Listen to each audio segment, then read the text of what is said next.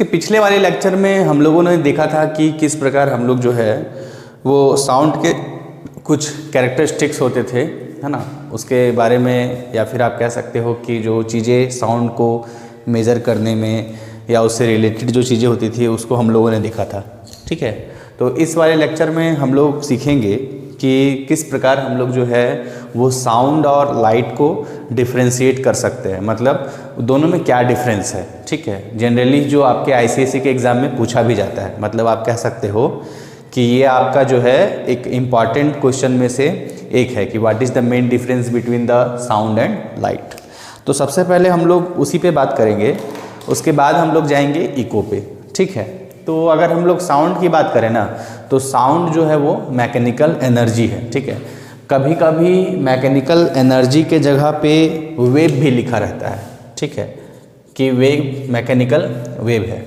ठीक है, अब डिफरेंस क्या है मैकेनिकल एनर्जी या मैकेनिकल वेव में और इलेक्ट्रोमैग्नेटिक एनर्जी और इलेक्ट्रोमैग्नेटिक वेव में क्या डिफरेंस है? तो मैकेनिकल एनर्जी बोल लीजिए या मैकेनिकल वेव बोल लीजिए, है ना, दोनों जो है वो आप उसको ट्रैवल करने के लिए, मैकेनिकल एनर्जी या मैकेनिकल वेव को ट्रैवल करने के लिए मीडियम की आवश्यकता होती है। ठीक है, वेयर एज लाइट मतलब जो इलेक्ट्रोमैग्नेटिक एनर्जी है या इलेक्ट्रोमैग्नेटिक वेव है उसको ट्रैवल करने के लिए, यानी कि एक पॉइंट से दूसरे पॉइंट विदाउट एनी मीडियम भी वो जा सकता है। यही कारण है कि साउंड को जो है वो इलास्टिक वेव भी बोला जाता है। इलास्टिसिटी, प्लास्टिसिटी आप लोग जानते होंगे। इलास्टिसिटी उसी ऑब्जेक्ट को फॉलो करता है, उसी ऑब्जेक्ट में फॉलो करता है। जैसे आप सपोज आपके पास जो स्केल होता है ना, जिससे आप लाइन डालते हो अपने कॉपी पे, तो अगर उसका एक एंड को फिक्स कर दो और दूसरे एंड को अगर आप इस तरीके से झटका दोगे तो वो एक बार ऐसे ऐसे होगा, वाइब्रेट होगा, और वाइब्रेट होने के बाद वो फिर से उसी पोजीशन पे आ जाएगा। तो वो उसका इलास्टिक प्रॉपर्टी है ना। तो साउंड जो है ना वो मैकेनिकल वेव होता है और लाइट जो होता है वो इलेक्ट्रोमैग्नेटिक वेव होता है। ये बातें। दूसरा ये है कि sound need medium to travel. अगर सिंपल वे में बोलेंगे तो साउंड को ट्रैवल करने के लिए मीडियम की आवश्यकता होती है, वेयर एज लाइट जो है ना उसको बिना मीडियम के भी वो ट्रैवल कर सकता है, यानी वैक्यूम में भी ट्रैवल कर सकता है। इसका बेस्ट एग्जाम्पल आप लोगों ने क्लास 9th में पढ़ा था। क्लास 9th में आप लोगों ने क्या पढ़ा था? क्लास 9th में पढ़ा था इलेक्ट्रिक बेल वाला एक एक्सपेरिमेंट था कि एक जार में हम लोग एक इलेक्ट्रिक बेल को बंद कर देंगे, ढक्कन क्लोज कर देंगे, और अगर इलेक्ट्रिक बेल को बजेगा इलेक्ट्रिक बेल तो हम लोगों तक आवाज़ सुनाई नहीं देगा। तो इससे क्या पता चलता है कि साउंड जो है ना उसको ट्रैवल करने के लिए मीडियम की आवश्यकता है, लेकिन अगर टॉर्च आप जला दीजिए उसी के अंदर में, उसी जार के अंदर में, तो लाइट आपका बाहर आ जाएगा, है ना। तो क्या पता चला कि साउंड जो है वो उसको ट्रैवल करने के लिए मीडियम की आवश्यकता होती है, वेयर एज लाइट को ट्रैवल करने के लिए मीडियम की आवश्यकता नहीं होती है। ये जो है वो इम्प्टी स्पेस या फिर आप वैक्यूम में भी कह सकते हो कि ट्रैवल कर सकता है। ठीक है, थर्ड पॉइंट जो है वो है कि sound is a longitudinal wave and light is a transverse wave, है ना। अब लॉन्गिट्यूडनल वेव और ट्रांसवर्स वेव क्या होता है सबसे पहले ये समझना है। ठीक है, लॉन्गिट्यूडनल वेव होता है ना कि जिस वे में आपका पार्टिकल का मूवमेंट होगा उसी वे में आपका वेव का मूवमेंट होगा, है ना। यानी कि वेव और पार्टिकल दोनों आपका एक ही डायरेक्शन में ट्रैवल करेंगे, एक ही डायरेक्शन में इलॉन्गेट होता है, एक ही डायरेक्शन में जाता है। और लॉन्गिट्यूडनल अगर आए तो लॉन्गी मतलब आप थोड़ा सा वर्ड अपने दिमाग में रखना कि लंबा लंबा, है ना। तो ऐसा लंबा लंबा जो है उसका क्या होता है, जैसे यहाँ पे बहुत सारे पार्टिकल है, ये इसको फोर्स किया, फिर ये इसको फोर्स किया, फिर ये इसको फोर्स किया, फिर ये इसको फोर्स किया, है ना। यानी कि इसका जिस वे में, जिस डायरेक्शन में पार्टिकल का मूवमेंट होता है ना उसी डायरेक्शन में वेव का भी मूवमेंट होता है। क्योंकि दोनों वेव नेचर है, साउंड भी वेव नेचर का है और लाइट भी वेव नेचर है, तो भाई दोनों में डिफरेंस होना चाहिए ना। हाँ, तो डिफरेंस है। क्या डिफरेंस है ना कि ये लॉन्गिट्यूडनल वेव होता है और ये ट्रांसवर्स वेव होता है। ट्रांसवर्स वेव क्या होता है, तो मान लीजिए कि यहाँ से पार्टिकल अगर ऐसे ऐसे ऐसे ऐसे मूव करना शुरू किया तो लाइट जो है ना ये इस वे में करता है, यानी perpendicular to the X axis, है ना। यानी ये अगर एक्स एक्सिस है आपका तो एक्स एक्सिस के वो परपेंडिकुलरली मूव करता है, यानी कि 90 डिग्री में मूव करता है। क्यों? कौन? Transverse wave. लेकिन इसमें ऐसा नहीं है, पार्टिकल का मूवमेंट इसका होता है आपका इस वे में, यानी वेव का मूवमेंट होता है इस वे में और पार्टिकल का मूवमेंट होता है 90 डिग्री में, है ना। तो वेव और पार्टिकल का मूवमेंट से ही वेव बनता है, लेकिन पार्टिकल का मूवमेंट आपका होता है 90 डिग्री में, यानी कि आप कह सकते हो परपेंडिकुलर, और वेव जो है आपका सीधा सीधा जाता है, ठीक है। तो यही अंतर है आपका लाइट में और साउंड में, ठीक है, कि लाइट आपका जो है वो ट्रांसवर्स वेव है और साउंड जो है वो आपका लॉन्गिट्यूडनल वेव है, ठीक है।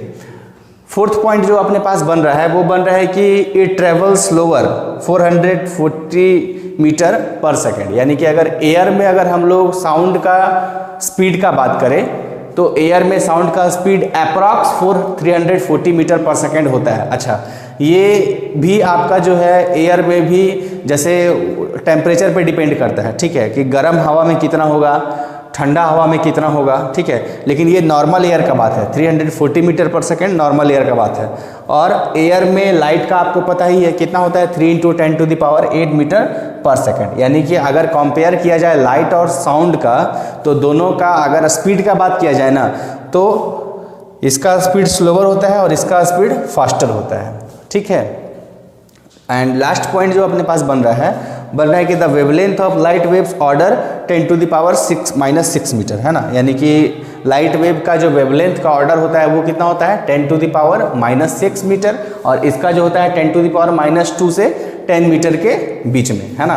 तो यहाँ से आपके पास मिनिमम 5 मैंने डिफरेंस आप लोगों को लिखवाया है, और ये इंपॉर्टेंट भी है, ठीक है, चाहे शॉर्ट क्वेश्चन में पूछ दे या लॉन्ग क्वेश्चन में पूछ दे।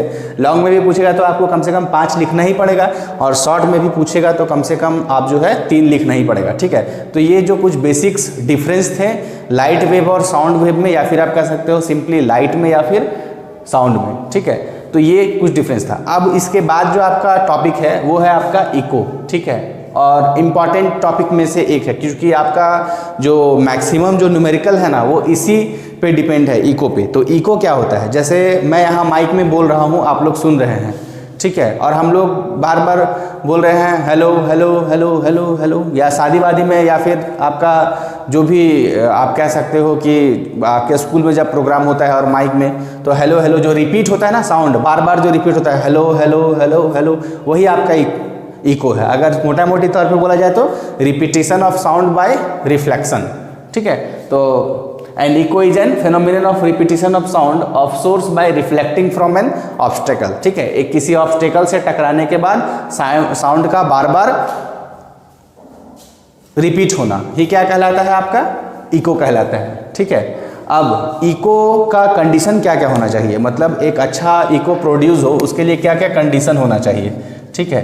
तो उसके लिए जो कंडीशन होना चाहिए वो होना चाहिए कि intensity of sound should be sufficient, है ना। अगर इंटेंसिटी ऑफ साउंड जो है वो अच्छा नहीं रहा, मतलब साउंड का क्वालिटी बढ़िया नहीं रहा, ठीक है, तो वो वहाँ ऑब्स्टेकल तक पहुँच ही नहीं पाएगा, और नहीं पहुँच पाएगा तो वो टकरा के वापस रिपीट कहाँ से करेगा।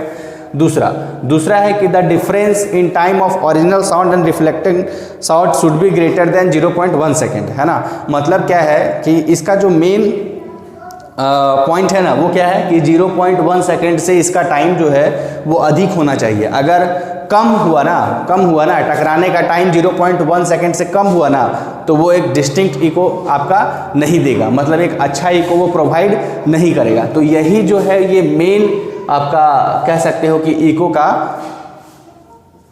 कंडीशन है, ठीक है। मेन कंडीशन क्या है कि 0.1 सेकेंड होना चाहिए या 0.1 सेकेंड से अधिक होना चाहिए। बहुत सारे लोग अपने दिमाग में कन्फ्यूजन डाल देते हैं कि 17 मीटर होना चाहिए। 17 मीटर किसके लिए है, 17 मीटर किसके लिए, सिर्फ एयर के लिए है, ठीक है। अब इको से ही एक आता है आपका रिवर्बरेशन, है ना। रिवर्बरेशन क्या होता है, the phenomenon of persistence of prolongation of sound after the source has stopped producing, it is called reverberation. जैसे बद बद बद बद का आवाज आता है ना, बार बार एकदम जल्दी जल्दी साउंड अगर रिपीट हो जाए तो उसको हम लोग क्या बोलते हैं, रिवर्बरेशन बोलते हैं, ठीक है। तो इस तरीके से आप जो है इसमें जितनी भी चीज़ें थी वो बहुत ही इंपॉर्टेंट था, तो आप लोग इसका साथ साथ नोट्स बनाते जाइए, नोट डाउन करते जाइए, क्योंकि मैंने आपके ही बुक से, आपके बुक का जो मटेरियल है वहीं से आप लोगों को चीज़ें निकाल करके यहाँ पे प्रोवाइड करा दी हैं, सो डैट कि आपको ज़्यादा मतलब थ्योरी पूरा पढ़ने का ज़रूरत ना पड़े और इतना ही में आप लोगों का काम चल जाए, ठीक है। इसके पहले पार्ट में भी मैंने जहाँ तक जितना भी थ्योरी पार्ट था आपका उसमें से जो इम्पोर्टेंट थे वो मैं निकल लिए थे, है ना। अब हम लोग देखेंगे कि भाई वो जो इको का फॉर्मूला होता है वो कहाँ से आया और कैसे आया, ठीक है। और कुछ इको का हम लोग एप्लीकेशन देखेंगे, एप्लीकेशन पे बात करेंगे, है ना। और उसके बाद जो है कुछ न्यूमेरिकल देखेंगे एक्सरसाइज का, ठीक है। तो चलिए हम लोग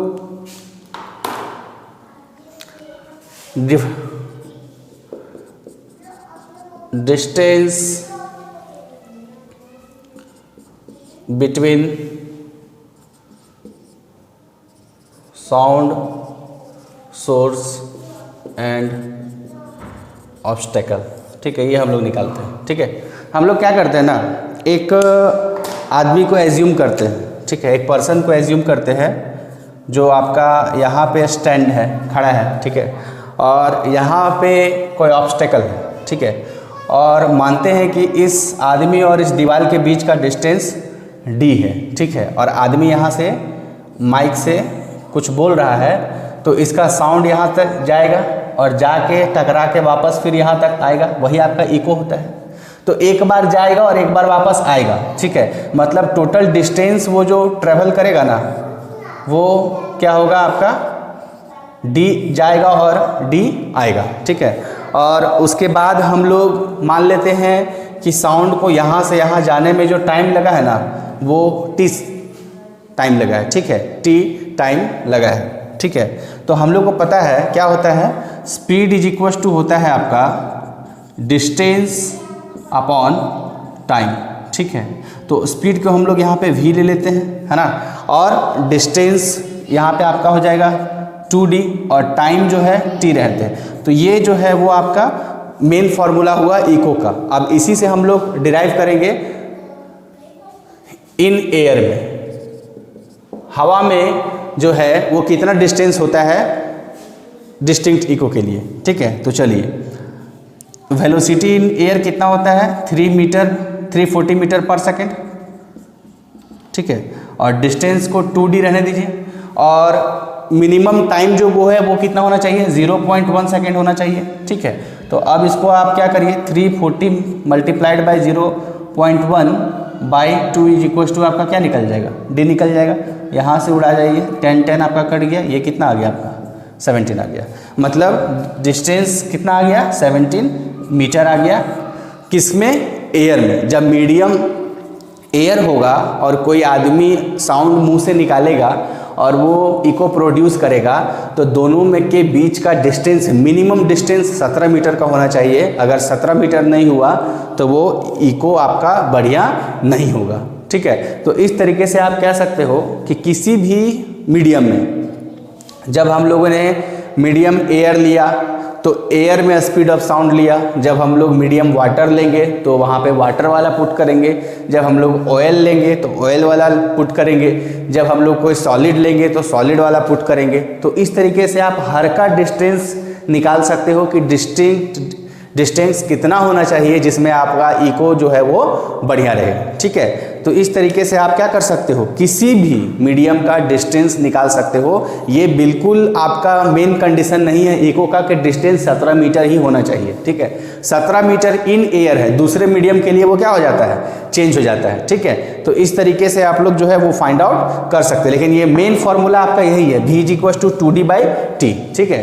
तो आइए, और अगर इको का हम लोग बात करें कि क्या क्या एप्लीकेशन है, उसका यूजेस क्या क्या है, तो वो बहुत ही बढ़िया आपके सेलेना पब्लिकेशन का बुक में लिखा भी हुआ है और मैं एक बार समझा भी देता हूँ, ठीक है। देखिए मेन उसका जो है वो अल्ट्रासोनिक साउंड, जो जितने भी आपके एनिमल्स होते हैं उनका वो यूज़ करते हैं इको की तरह, और यूज़ करके वो अपने दुश्मनों को, ठीक है, दुश्मनों का पता लगाते हैं। फिर आपका सोनार में है, सोनार में देखते होंगे आप कि उसके नीचे जो है वो एक नेविगेशन वाला लगा हुआ रहता है, वो क्या करता है सिग्नल भेजता है, ठीक है। और बड़ा बड़ा जो आइसबर्ग वगैरह होता है, मतलब बर्फ़ का बड़ा बड़ा टुकड़ा है या कोई मान लीजिए कोई दुश्मन है, ठीक है, सबमरीन वगैरह जो छुप करके हमला करना चाह रहा हो, है ना, तो सोनार जो है वो उसको क्या करता है डिटेक्ट कर लेता है, वहाँ भी वो इको का ही यूज़ करता है, रिफ्लेक्शन ऑफ साउंड का यूज़ करता है।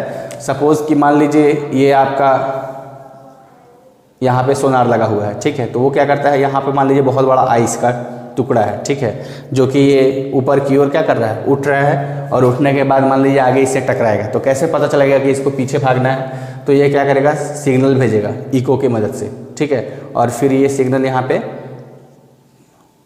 मेजर कर लेगा वहाँ पे सोनार की मदद से, और सोनार की मदद से आपका मेजर करने के बाद पता लगा लेगा कि आगे जो है ये यहाँ पे खतरा है, तो वहाँ पे हमको नहीं जाना है। तो ये सब कुछ एप्लीकेशन है, और ये सिंपल वर्ड में भी है, आप लोग खुद भी समझ सकते हैं, ठीक है। तो हम लोग डायरेक्ट आ जाते हैं न्यूमेरिकल पे, क्या क्या न्यूमेरिकल है वो देखते हैं, और किस तरीके से न्यूमेरिकल को हम लोग कर सकते हैं, ठीक है।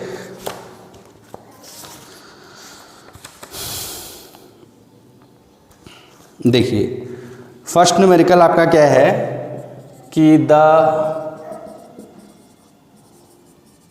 Wavelength of waves produced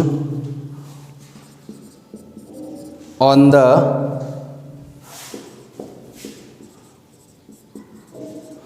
surface of water is 20 centimeter if the wave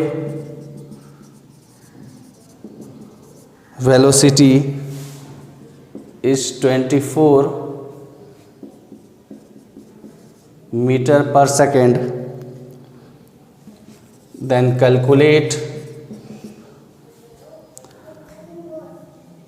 the number of waves produced in 1 second, and second question is time in which wave is produced, ठीक है। तो देखिए सबसे पहला काम आपको क्या करना है, क्वेश्चन को पढ़ना है कि the wavelength of wave produced on the surface of water is 20 centimetre. मतलब क्या है, वेवलेंथ को हम लोग लैम्डा से नोट करते हैं, वो कितना दिया हुआ है आपका 20 सेंटीमीटर दिया हुआ है। अगर इसको हम लोग मीटर में चेंज करें तो लिख सकते हैं इसको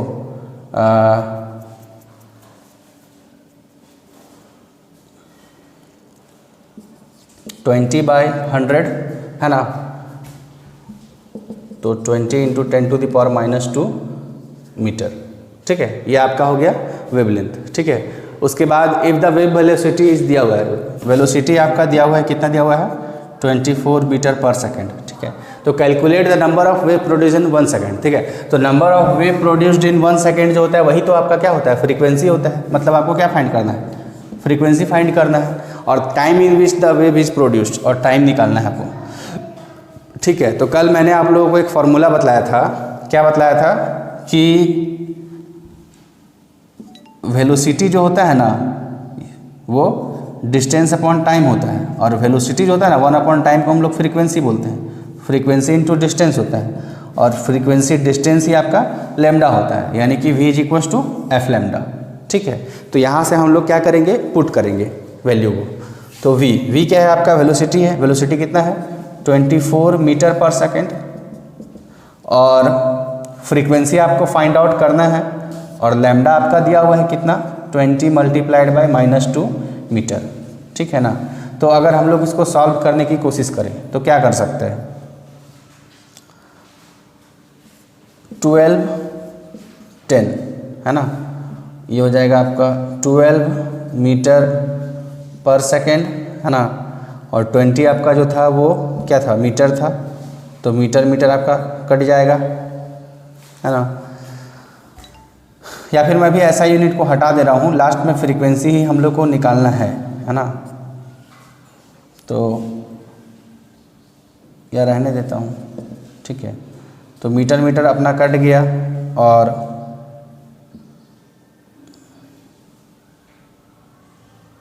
ये आपका हो गया 12/10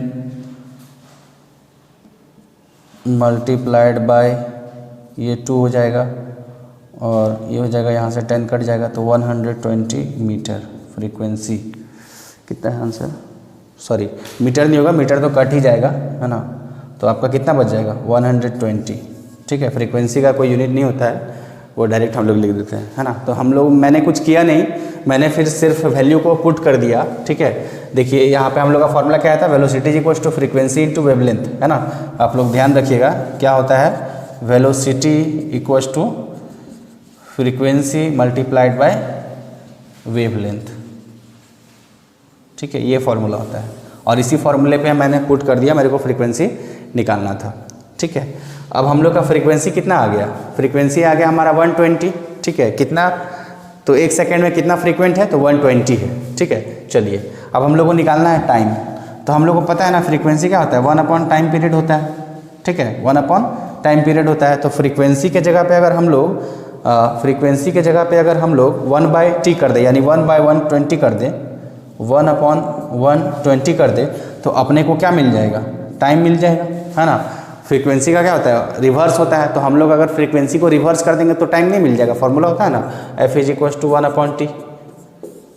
बतला चुका हूँ मैं ऑलरेडी ये चीज़ें, ठीक है। अब अगर इसको आप डिवाइड लगाओगे 120 को, तो देखिए डिवाइड लगाते हैं, 120 को 1 से डिवाइड लगाएंगे, नहीं जाएगा 0, नहीं जाएगा 0, नहीं जाएगा 0, ठीक है। और ये हो जाएगा आपका 0, तो 12 8 जा 960, ठीक है, और 98, तो ये आपका 0 हो गया, ठीक है। और यहाँ पे आपका 40 बच गया, फिर 0, ठीक है। फिर ये आ गया आपका 3, तो 360 40, ठीक है। तो ये आपका चलते चलेगा, कितना चलेगा, तो 0.0083, ठीक है, 3 और ये सो ऑन चलता चलेगा, 3 आता रहेगा, रिपीट हो जाएगा, ठीक है। अब हमको करना क्या है, अगर हम इसको यहाँ तक ले, ठीक है, यहाँ तक 4 वर्ड ले, तो इसको लिख सकते हैं 0.0083, यहाँ से इसको उड़ा दीजिए तो 1 2 3 4, ठीक है। तो इसको हम लोग लिख सकते हैं 83 मल्टीप्लाइड बाय 10 का पावर 4, 4 0 था, ऊपर 4 -4 हो जाएगा। और यहाँ पे अगर एक पॉइंट और लगा दें तो इसको लिख सकते हैं 8.3 का पावर -3, तो 8.3 का पावर 10⁻³ सेकेंड, ये आपका क्या हो जाएगा, टाइम हो जाएगा, ठीक है। तो इस तरीके से आप जो है वो क्वेश्चन को सॉल्व कर सकते हैं। आइए कुछ क्वेश्चन और देखते हैं, क्वेश्चन नंबर 2, 3 पे जाते हैं, ठीक है।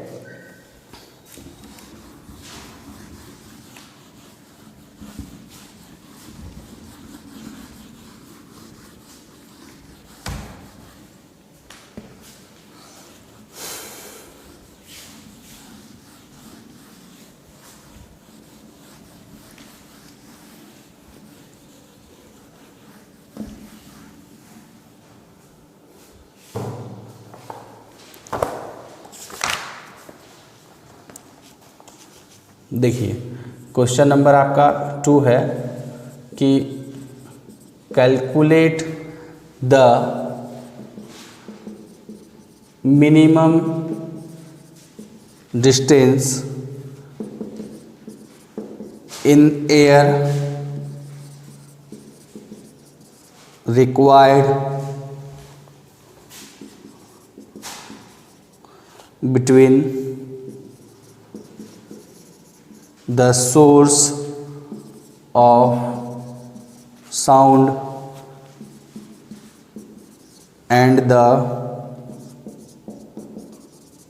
obstacle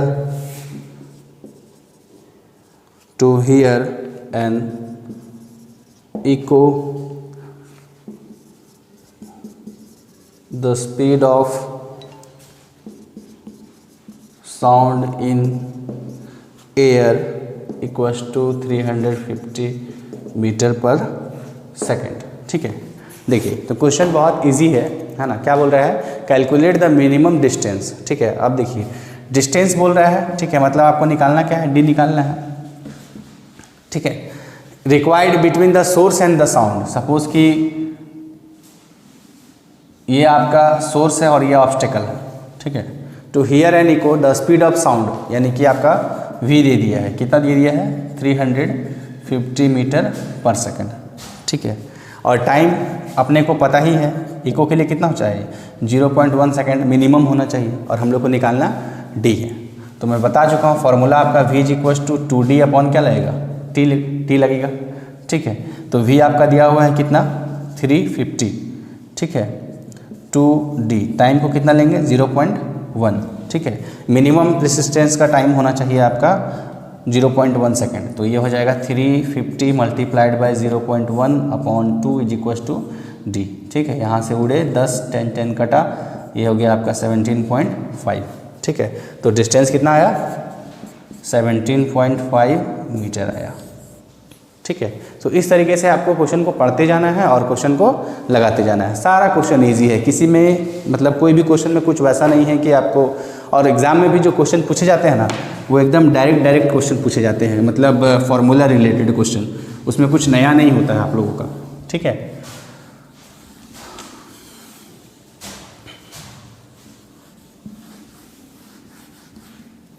इसके बाद हम लोग एक आध क्वेश्चन और लेते हैं, ठीक है। Question number 3,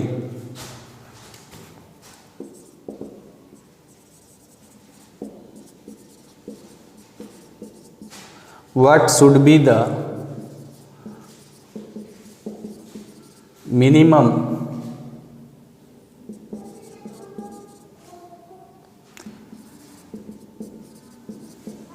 distance between source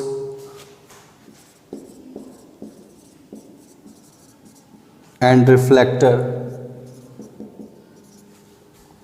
water so that echo is heard distinctly, ठीक है। Speed of sound in water दिया हुआ है आपका कितना? Speed of sound in water given है 1400 मीटर पर सेकेंड, ठीक है। देखिए आप पूछ रहे हैं कि मिनिमम डिस्टेंस क्या होना चाहिए, तो फिर से हम लोगों को क्या निकालना है? डी निकालना है, ठीक है। उसके बाद आपका दिया हुआ है सोर्स एंड रिफ्लेक्टर के बीच का जो है इको कितना होना चाहिए, ठीक है। स्पीड ऑफ साउंड यानी वेलोसिटी दिया हुआ है कितना, तो 1404 मीटर पर सेकेंड। टाइम फिर से हम लोग कितना लेंगे? 0.1 सेकेंड, ठीक है। फॉर्मूला हम लोग को पता है, v इज इक्वल टू क्या होता है? 2D/t, है ना। वेलोसिटी आपको पता है, मतलब स्पीड पता है, तो 2D टाइम 0.1, तो 1400 मल्टीप्लाइड बाई 0.1/2, ये हो जाएगा आपका 700। यहाँ से उड़ा 10, 10 कटा, तो कितना हो जाएगा? 17 मीटर, ठीक है। तो देखिए क्या पता चला कि speed of sound in water जो है, मतलब साउंड में जो है, साउंड और सोर्स के बीच का इको बढ़िया प्रोड्यूस होने के लिए कम से कम 70 मीटर का दूरी होना चाहिए, ठीक है। तो बाकी बचा हुआ क्वेश्चन आप खुद से ट्राई करिए, और ट्राई करने के बाद अगर नहीं बनता है तो लाइव आकर के मैं सारा क्वेश्चन आपको क्लियर करा दूंगा, ठीक है। और मुझे लगता है कि वो बन जाएगा, है ना।